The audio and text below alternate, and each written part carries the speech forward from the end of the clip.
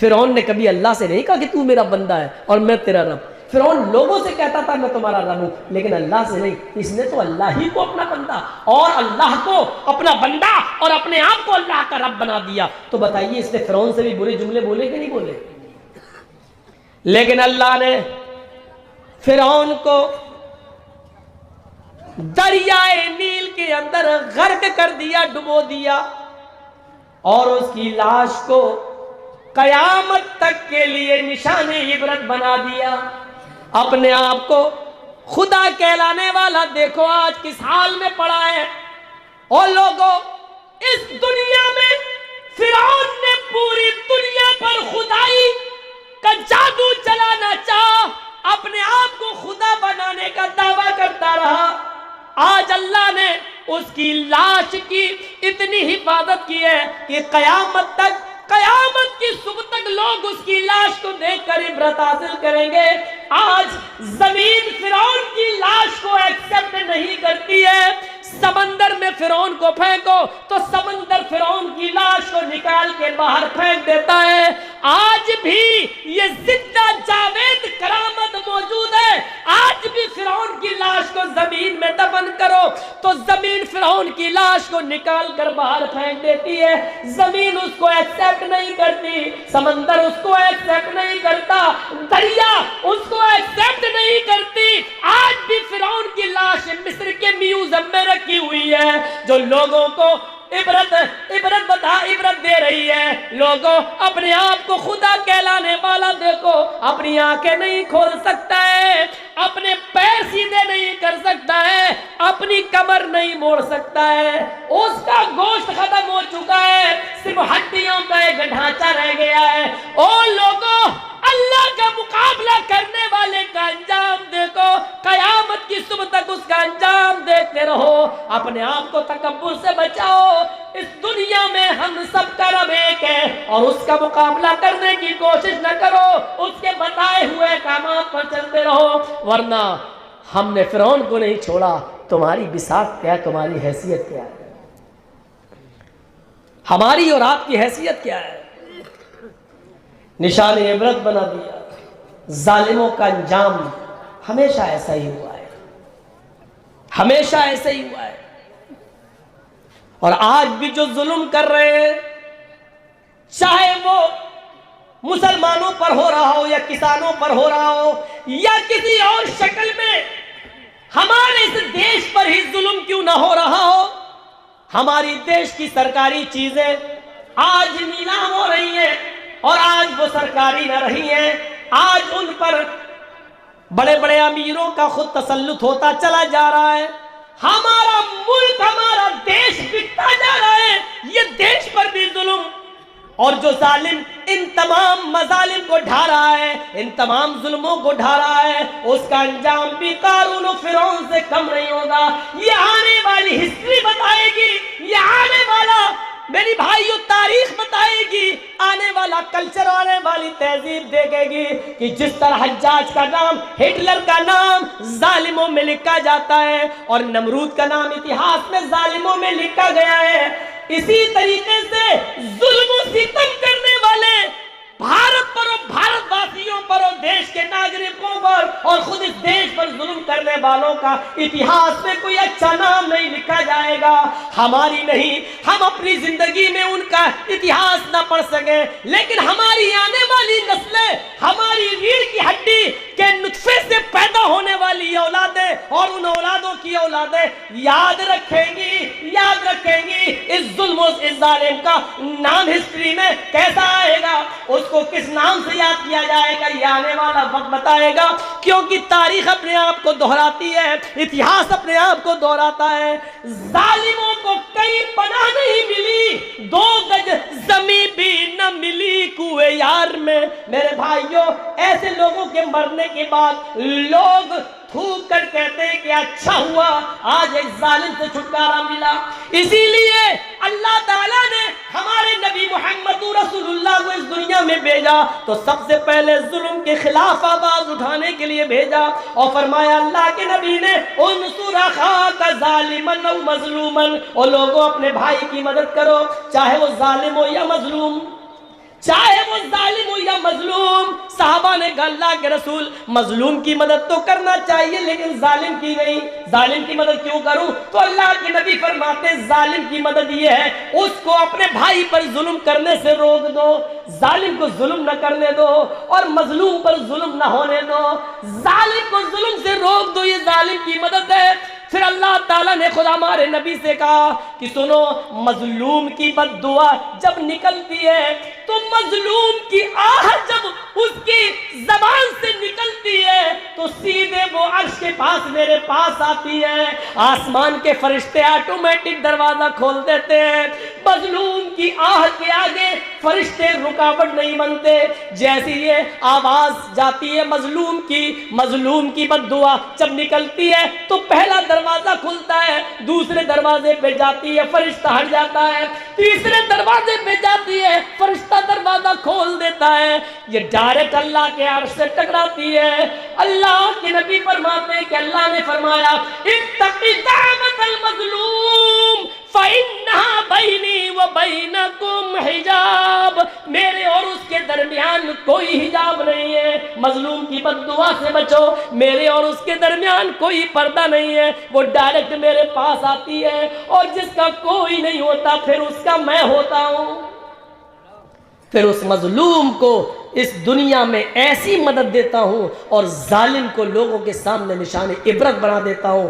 پھر اس نے کہا اے نبی لوگوں کو بتا دو کہ حکومتیں اور سلطنتیں کفر سے تو چلا سکتے ہو لیکن ظلم سے نہیں چلا سکتے ہو. جب ظلم حد سے بڑھ جاتا ہے تو پھر ظالموں کا نشان مٹ جاتا ہے, نام و نشان ختم ہو جاتا ہے. اسی لیے اللہ تعالیٰ نے ہمارے نبی کو ظالم نہیں رحمت بنا کر بھیجا اور اعلان کر دیا وَمَا أَرْسَلْنَاكَ إِلَّا رَحْمَةً لِّلْعَالَمِينَ, اے محمد صلی اللہ علیہ وسلم ہم نے آپ کو ساری کائنات کے لیے رحمت بنا کر بھیجا. پھر ایسی رحمت کہ اللہ کے رسول جنگل میں لیٹرین کے لیے جا رہے ہیں اور آپ کا پانی کا برتن ابو سعید خدری پکڑے ہوئے ہیں. ایک صحابی رسول تھوڑی دور جنگل میں جانے کے بعد ابو سعید خدری نے کہا اے اللہ کے رسول جنگل آ گیا ہے, یہ درخت بنے ہوئے جھاڑیاں آپ یہاں چلے جائیے اور لیٹرین کرائیے. پانی کا برتن اللہ کے نبی نے لے لیا, اللہ کے رسول قضاء حاجت کے لیے چلے گئے. ابو داؤد کے صفحات پر یہ منظر دیکھا جا سکتا ہے. اللہ کے نبی لیٹرین کے لیے جھاڑیوں میں چلے گئے اور ابو سعید خدری ایک پیڑ کے نیچے بیٹھ گئے کہ اللہ کے نبی آئیں گے تو ساتھ میں ہم چلے جائیں گے گھر. بیٹھے, جس پیڑ کے نیچے بیٹھے اسی پیڑ کے اوپر ایک چڑیا کا گھونسلہ ہے. اس چڑیا کے چھوٹے چھوٹے 2 بچے اس گھونسلے میں چیں چیں کر رہے ہیں. ابو سعید خدری نے چڑھ کے دیکھا تو 2 چھوٹے چھوٹے بچے ان کو بہت خوبصورت لگے. انہوں نے ان دونوں چھوٹے بچوں کو لے لیا, اپنے گھر میں لے جاؤں گا, ان کو پالوں گا, ان کو پوسوں گا, یہ بڑے خوبصورت بچے ہیں.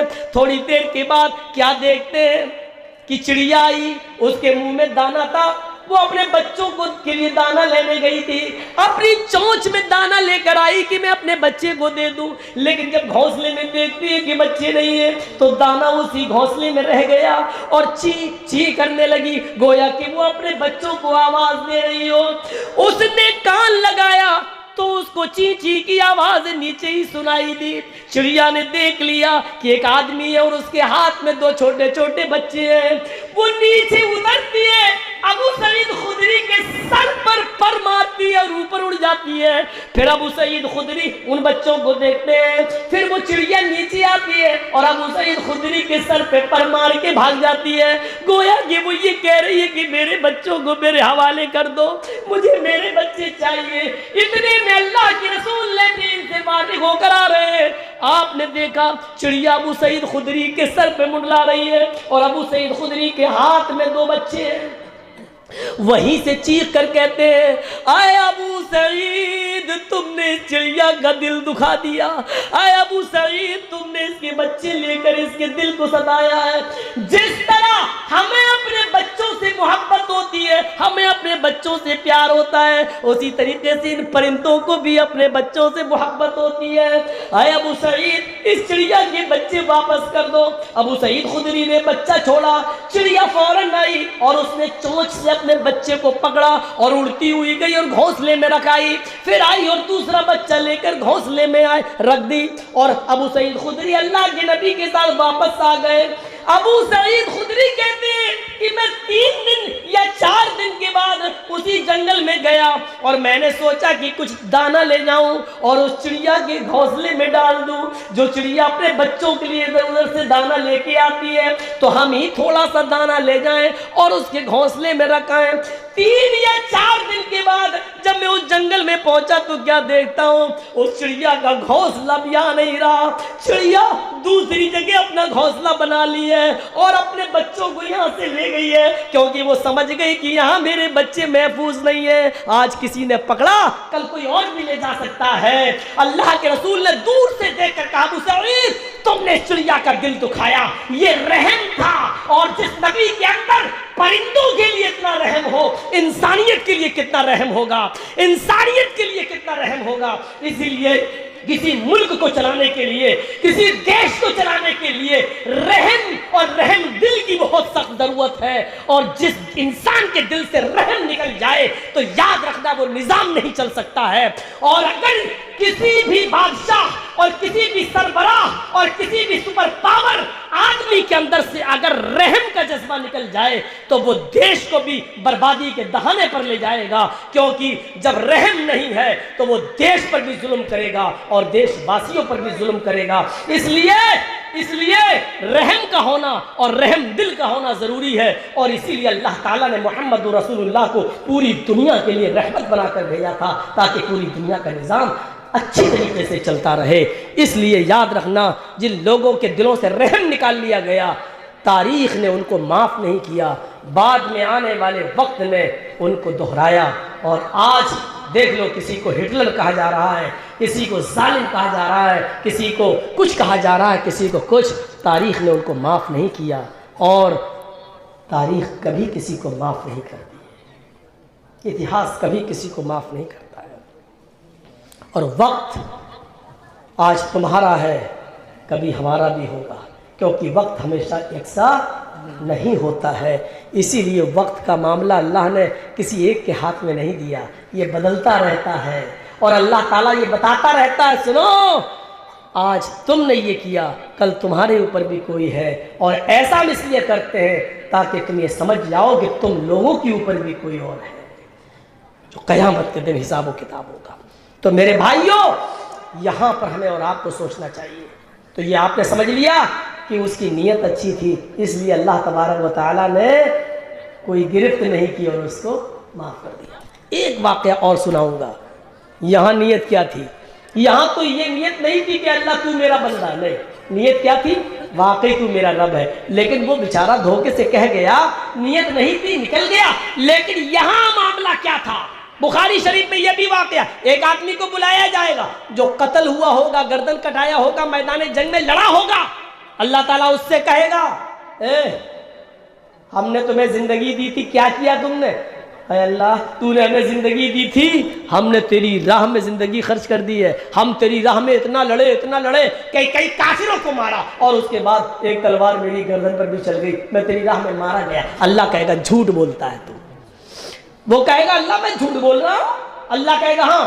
آئے اللہ اپنے فرشتوں سے پوچھ میں میدان جنگ میں گیا تھا یا نہیں گیا تھا؟ اپنے فرشتوں سے پوچھ میں نے اپنی بیوی بچے چھوڑے تھے یا نہیں چھوڑے تھے؟ اپنے فرشتوں سے پوچھ میں نے اپنی زمین پراپرٹی جائیداد چھوڑی تھی کہ نہیں چھوڑی تھی؟ اللہ کہے گا زمین چھوڑی تھی یہ سچ ہے، پلاٹ چھوڑا تھا سچ ہے، بیوی بچے چھوڑے تھے سچ ہے، میدان جنگ میں گیا تھا یہ بھی سچ ہے، تلوار چلائی تھی یہ بھی سچ ہے، اپنی تلوار سے کئی کافروں کو مارا تھا یہ بھی سچ ہے، اور تلوار چلاتے چلاتے تو بھی مارا گیا یہ بھی سچ ہے، یہ سب سچ ہے، لیکن یہ سچ نہیں ہے کہ تو میری راہ میں مارا گیا ہے، تو میری راہ میں مارا گیا یہ سچ نہیں ہے۔ کہا اچھا سب سچ ہے، یہ سچ کیوں نہیں ہے؟ اللہ کہے گا جب تو میدان جنگ میں تلوار چلا رہا تھا، لڑ رہا تھا اور کافروں کو مار رہا تھا، تو تیرے دل میں یہ نیت تھی، میری نیت آ گئی، تیرے دل میں یہ نیت تھی کہ لوگ مجھے بہت بڑا بہادر کہیں، بہت بڑا جری کہیں، ویر کہیں، ہیرو کہیں، تلوار چلانے میں ایکسپرٹ کہیں، لوگ مجھے بہت بڑا تلوار چلانے والا کہیں، تو جو چاہتا تھا دنیا میں شہرت وہ تجھے مل گئی، جب تو میرے لیے لڑا ہی نہیں تو جنت میں تجھے کیوں دوں؟ دیکھ رہے ہیں، گھر بھی چھوڑا، بیوی بچے بھی چھوڑے، زمین جائیداد بھی چھوڑا، میدان جنگ میں کئی کافروں کو بھی مارا، لڑا، خود بھی مارا گیا، لیکن اس کے باوجود جنت نہیں ملی۔ کیوں؟ جرم کیا تھا؟ صرف اتنا سا کہ اس کے دل میں یہ نیت آ گئی، لوگ مجھے بہت بڑا بہادر کہیں۔ اتنی سی خامی اس کے دل میں پیدا ہو جانے کی وجہ سے یہ آدمی کہاں گیا؟ جہنم میں۔ اللہ کہے گا فرشتوں اٹھاؤ، جہنم میں ڈال دو، کیونکہ یہ میرے لیے نہیں لڑا۔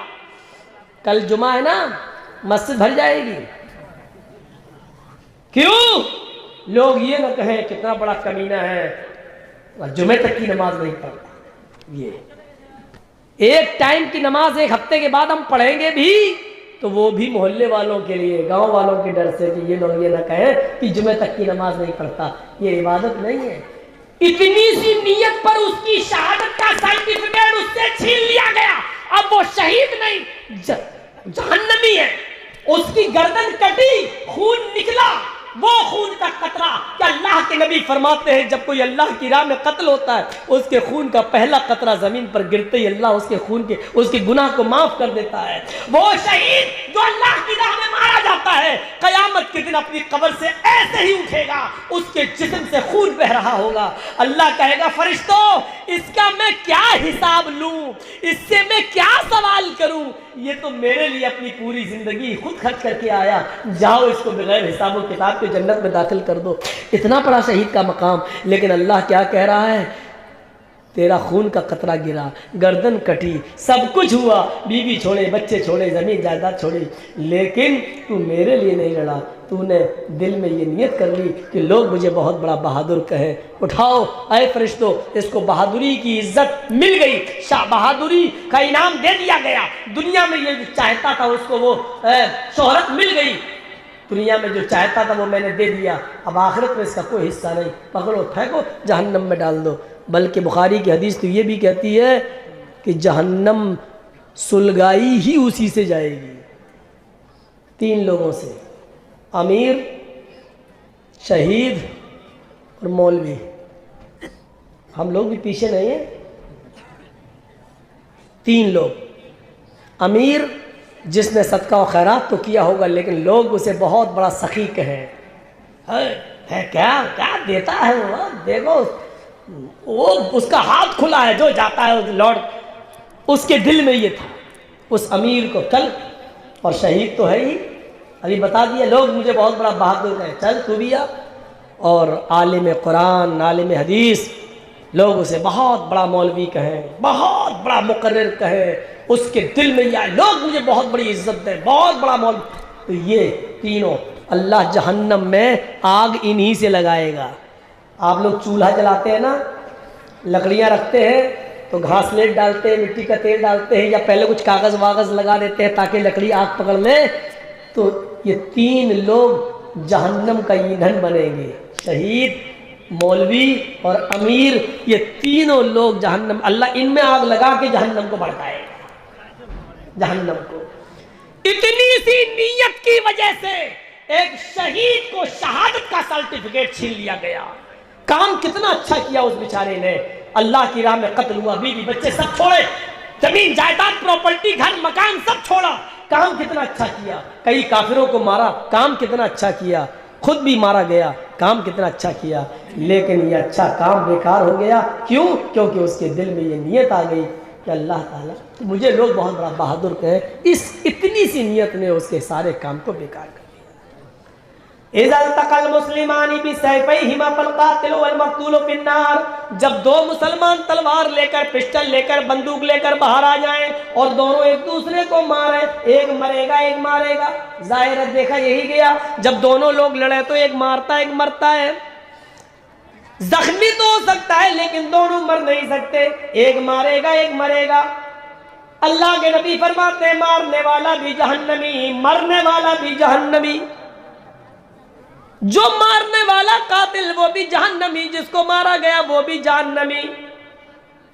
صحابہ کرام نے سوال کیا، صحابہ کرام نے سوال کیا ھذا القاتل فما بال المقتول، اے اللہ کے رسول قاتل کو مرڈر کرنے والے کو جہنم میں جانا چاہیے کیونکہ وہ قاتل ہے، مقتول جہنم میں کیوں جائے گا؟ وہ تو مارا گیا، وہ تو قتل کیا گیا، وہ بیچارہ جہنم میں کیوں جائے گا؟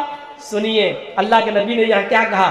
اللہ کے نبی فرماتے ہیں وہ مقتول جس کو قتل کیا گیا وہ بھی جہنم میں جائے گا، اس لیے انہو کان حریصا علی قتل صاحبی، کیونکہ اس کے دل میں یہ نیت تھی کہ میں اس کو مار ڈالوں۔